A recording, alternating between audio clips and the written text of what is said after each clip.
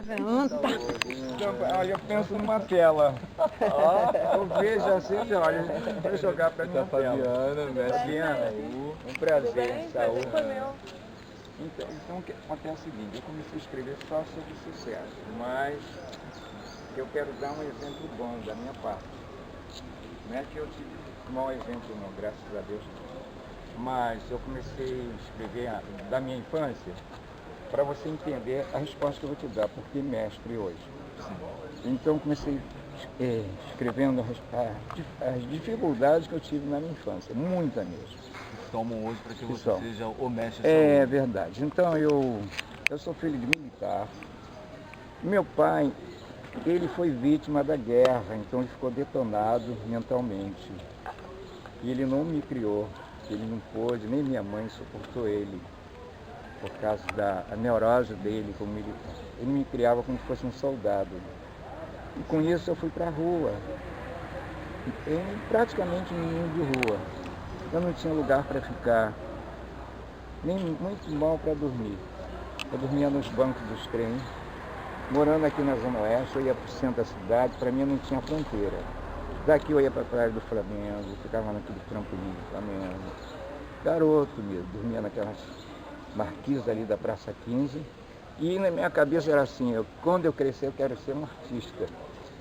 Quero ser um artista, mas tudo que é da arte eu quero ser. Isso que te moveu. E o que acontece? Aí eu comecei a assistir filmes cubanos na época, nos anos 50, aqui no Rio de Janeiro. O Brasil, de modo geral, a música latina imperava muito aqui, era muito mais do que agora.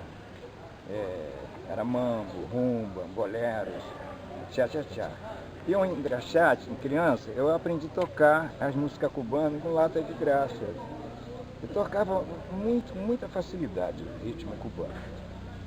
Então, quando eu cresci, eu tenho que ser um músico. Mas meu tio em Santa Cruz era músico de banda. E Santa Cruz era o celeiro das bandas do Rio de Janeiro. Infelizmente, o Rio de Janeiro é só lá para baixo, aqui em cima é esquecido.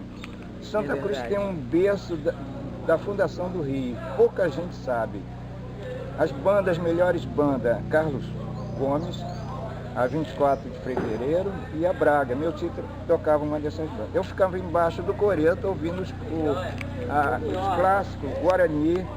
Então eu chorava ouvindo Guarani. Quando eu cresci eu quero ser músico, mas sempre fui atraído pelo instrumento de percussão. Até hoje eu sou um percussionista de orquestra.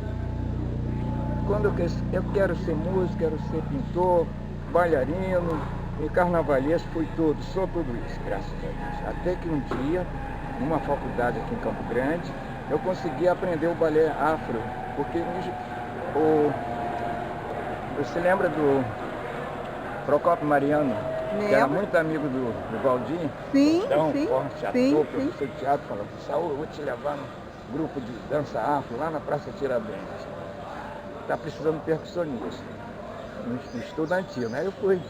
Era o maior grupo de dança folclórica do Brasil, os Palmares, isso em 1960, por aí. Tinha a Mercedes Batista no Teatro Municipal. Aí eu era atabaque, tocava atabaque para as danças, né? Aquele exercício todo do balé, eu fui aprendendo. Então eu fui movendo tudo aquilo, até que um dia eu voltei a Campo Grande e o Valdir falou assim, mestre, você quer marcar para me ajudar a coreografia do balé com meus alunos, Rogério Floss, você, Vilma Camarate, eu ensinava a dança do balé afro. Quer dizer, de lá para cá eu estava sendo observado e não sabia. Mas quanto tempo durou para essa virada da sua vida? Saindo das ruas, né? Partindo já para os seus projetos de vida como artista, os contatos, como é que surgiram isso? Olha, é muito confuso, porque a minha inquietação era demais. É demorado, ao mesmo tempo não, porque eu me entreguei a esse trabalho, não era, eu conseguia, pela minha força de vontade.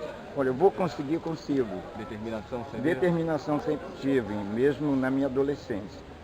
Quer dizer, aí um dos professores dessa faculdade, onde já lecionava, ele falou assim, olha, seu nome é Saul Pinheiro, tira o Pinheiro, coloca mestre. Você é um mestre, você dança, você é escultor, você é músico, carnavalesco, um mestre Saul. E ficou o mestre Saul, que até hoje eu sou mais chamado de mestre que o próprio Saul. Então, não me invadisse não, gente. Essa palavra mestre mudou minha vida. Aí eu perguntei à minha mãe por que esse nome mestre caiu muito. Não, meu filho, isso é hereditário. Eu tenho 3 etnias, estou escrevendo. O africano, o índio brasileiro e o indiano. Meu nome é quase indiano. Minha característica é de árabe. Meu nome é Saul. Sou quase um árabe. 3 etnias. O africano, o índio brasileiro. Eu vou falar do índio brasileiro, carioca. Pouca gente conhece. Que eu fico, olha, amo meu Brasil, muito meu Brasil, a cultura nossa. Mas eu fico chateado que o índio do carioca não é revelado. Porque aqui os índios daqui não existem mais, só os netos e bisnetos. Eu, nos anos 50, em Santa Cruz, ainda eu consegui conhecer os pequenos restantes dos índios daqui, que eram os Guaraqueçaba, da Orla Marítima, por isso o nome aqui é Guaratiba. E os Pinciguaba, eu sou da tribo Pinciguaba. De longe, quando eu cheguei, eu falei, ele é indígena. Os Pinciguabas daquela Baixada Fluminense, que minha mãe nasceu em Nova Iguaçu por ali, então era Pinciguaba. Nova Iguaçu, gente, tem o nome Tupi. Iguaçu é o plural de quantidade. E aqui é Otiba, Guará. Esses pássaros que tem aqui é os pássaros Guará. O verdadeiro é o vermelho. Ah, sim, sim. Então acontece, quem botou o nome de Guaratiba foi os índios daqui, que era o Guaraqueçaba. Guaraqueçaba, é Guaratiba. Então eu sou da tribo Pinciguaba. Então acontece, essa história toda que Guaratiba tem, que nosso Rio de Janeiro tem que ser contada. E o índio também, que os índios daqui não existem mais, nós somos só os descendentes.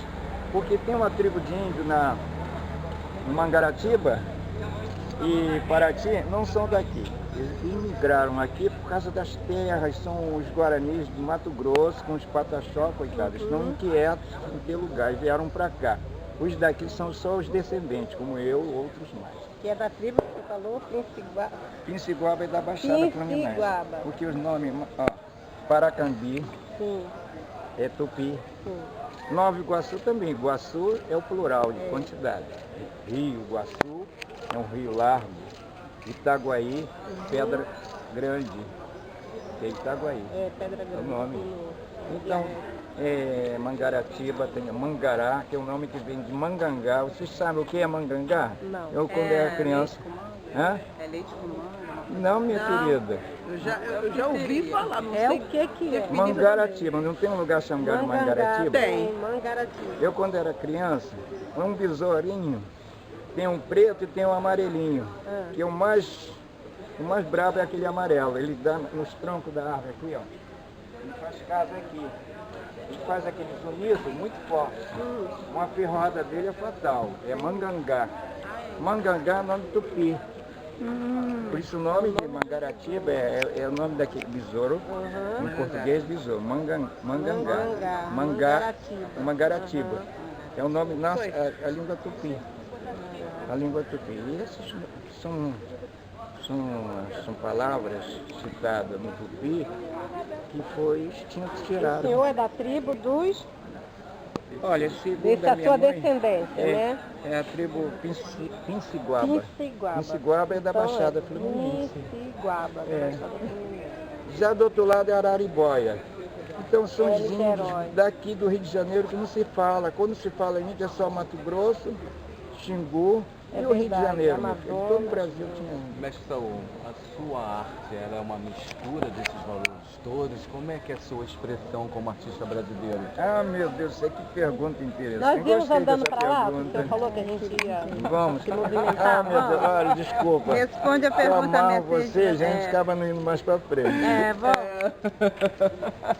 Olha, não, Eu esqueci seu nome. O Wagner. né? Ô Wagner. Eu não sou um artista naif nem primitivo. Quando eles acham que o negro tem que ser dança afro, o balé clássico, o negro não. E o pintor primitivo e naif. Eu não sou um pintor primitivo nem naif.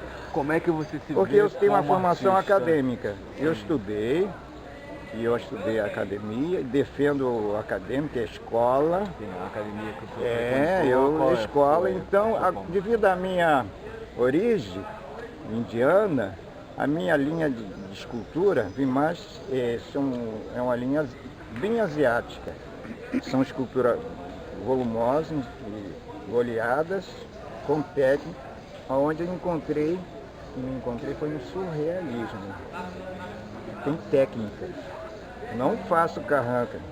Eles falam, você me faz uma carranca. Para que eu vou fazer uma carranca? É uma coisa para espantar os outros. Eu gosto de fazer retrato, nem caricatura eu não gosto de fazer. Eu não gosto de ofender ninguém. Mas essa realidade realista. Eu gosto de detalhe, beleza. Eu gosto de expressar beleza. Minha obra expressa serenidade e beleza. Então, aonde eu encontrei meu estilo de obra? Eu gosto de expressar e atualmente eu estou levando muito mais a sério o meu surrealismo. O meu surrealismo, vou falar uma coisa para vocês.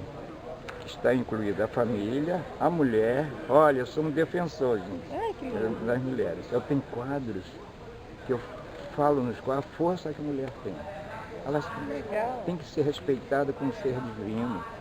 Ela sai de dentro de uma concha, um quadro que eu vou mostrar aqui, como fosse uma pérola. Então, esse quadro é surreal. Tem um quadro que representa embrião, gestações.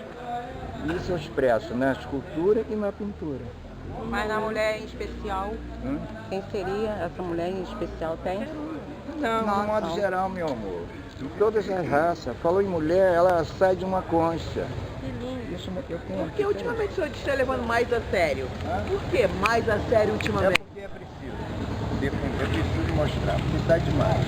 Porque, olha, tem certos países que escravizam muita mulher. Por exemplo, as burcas, né? E tampar aquele rosto, aquela coisa toda. Tão lindo, né?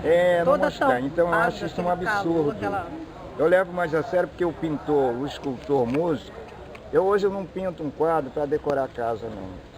Eu nem sou negociante, nem sou vendedor de quadros. Você pinta um quadro para? Não, para mostrar, para me dialogar.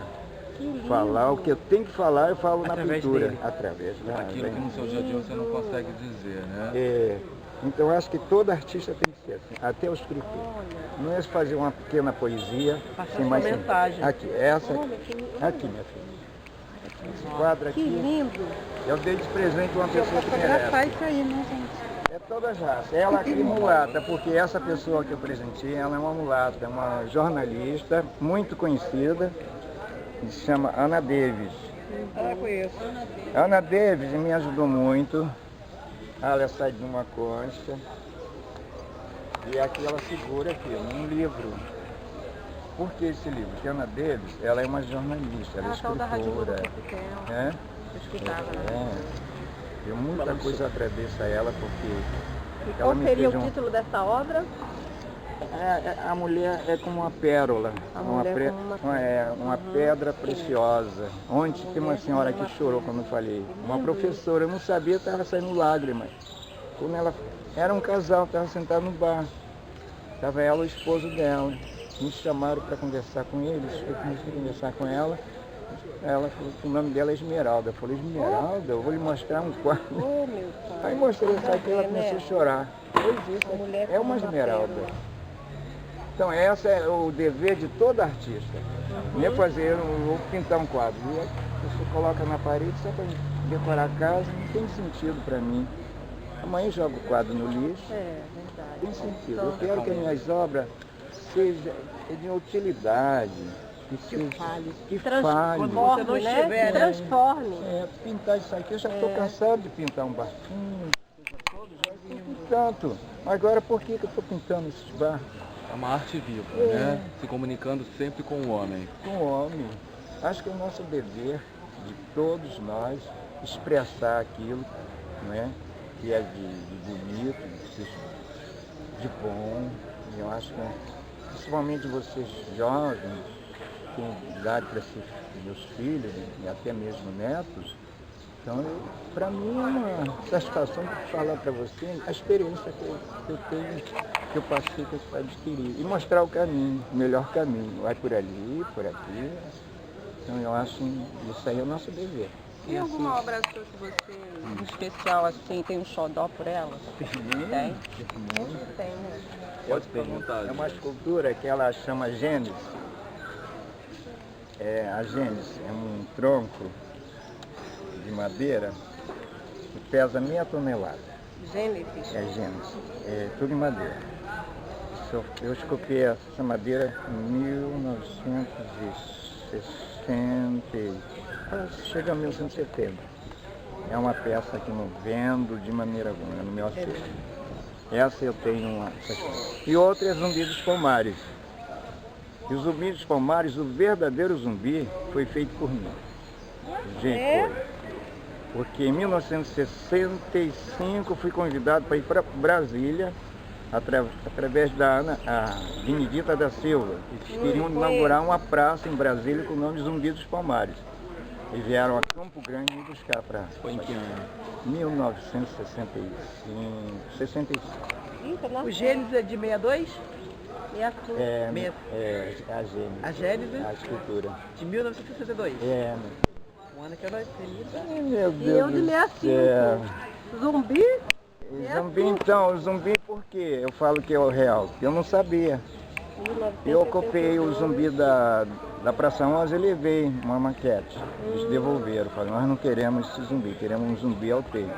Aí me deram uma apostila com a história de quilombos e palmares. Ele tinha a face de zumbi. Zumbi é tão simples, ele é um alagoano, ele é um escravo banto, não tem nada na cabeça, simplesmente um lenço. Aquele capacete é um amuleto nigeriano que trouxeram da Nigéria. E eu conheci o escultor que fez aquela escultura, que a mesma fundição que fundiu a minha obra, fundiu aquele zumbi. E o escultor estava lá. Um gaúcho, mais de idade que eu. Ele me mostrou a maquetezinha em gesso, veio da Nigéria. É um absurdo fazer isso, porque o zumbi foi verídico, não é mito. Eu estudei a história dele. Ele foi educado, comparando o índio Chavante. Por que o Chavante? O garoto Chavante, ele é preparado para ser guerreiro. Como na civilização, as Forças Armadas, o garoto vai para onde? Para o Exército, a Marinha, para preparar ele para ser um corajoso, para enfrentar e defender o país. Então eles precisavam de um defensor para defender os escravos lá em Quilombo, aliás, em Palmares. Então escolheram aquele menino, filho da irmã de Gangazumba. Então Gangazumba era tio de Zumbi. Então o Zumbi foi treinado a ser guerreiro e educado por um padre holandês. E ele se tornou quase como oficial das Forças Armadas. Por isso que é obrigatório ter o dia do Zumbi. Ele defendeu contra os holandeses, expulsaram os holandeses lá em Quilombo, lá em Alagoas. Então ele vivia nas matas, ele vivia com aquele talabarte dele, a munição que ele usava. Então ele tinha permissão de ter aquelas armas. Ele participava como um oficial. Então o que acontece? Zumbi tem que ser mostrado como ele era, não aquele que está lá de chapéu, aquele chapéu na cabeça, tem nada a ver com zumbi. Então esse é um orgulho para mim. Eu fui escultor de zumbi que está no Distrito Federal, né? Feito por mim. E por isso eu tive a maior consagração pela Câmara Municipal. Fui o primeiro a ser consagrado com a medalha Pedro Ernesto, primeiro sim, como artista. E antes desse ano que eu fui agraciado, só quem recebia reverendo e coronéis que recebia a medalha Pedro Ernesto. Isso é comprovado. O significado de receber a medalha Pedro Ernesto? O significado foi pela honra de eu ter feito o Zumbi dos Palmares lá em Brasília. Isso foi uma gratificação para mim. Sim, mas de maneira geral, a medalha Pedro Ernesto, ela é concedida a uma pessoa quando, assim? É concedida a uma pessoa com um alto merecimento. que é a mais alta condecoração. Hoje, olha, desculpe falar para você, está sendo comum, mas antes não. Olha, e isso não envaidece não, mas eu me sinto orgulhoso por ser um artista quase anônimo e da Zona Oeste e da raça que eu sou negro, porque antes era só italianos ou espanhóis que faziam escultura e monumentos. Eu tenho prova disso. Se você vê a assinatura dessas esculturas e monumentos, a assinatura lá não tem um brasileiro. Ainda mais na qualidade que é. O próprio Adelino Moreira, que eu fiz agora, recente. E Zumbi dos Palmares, mais ou menos. Gente, olha, eu sentei na mesa dos cônsules do Senegal, lá em Brasília, sem saber com quem eu estava perto. Depois falou, olha, o senhor está sentado, autoridades africanas. Isso por causa de quem fez tudo por mim foi a Benedita, a nossa senadora, na época senadora, e o esposo dela, Pitanga, como vereador. Sim. A sua carreira hoje ela já tem quantos anos? Uns 60 anos. Mais de 60. Bom, uma vez que você disse para nós que o que te move é o movimento, vamos sim. Uma vez que você disse pra gente que o que te move é o movimento, quais são as suas perspectivas como artista, já que você não para, que você é um andarilho, e para onde então você pretende caminhar? Olha, gente, pergunta muito fácil, Wagner, cada pergunta que eu preciso falar. Ele é um artista, Wagner. Olha, escuta só, vou falar uma coisa para vocês. Tá vendo esses bares tudo aqui? Todo mundo me conhece. Eu fui o maior boêmio inclusive o pessoal que nos trouxe da Kombi, assim, a gente vai ter uma entrevista com o Mestre Saúde, fazendo um trabalho do curso que fazemos. Ele, quem não conhece, né? Quem não conhece o Mestre Saúde aqui? Aí já ficamos mais calmos, né? Então a gente vai chegar a ele. Agora falar de boemia para eu poder te dar a resposta, com a minha perspectiva.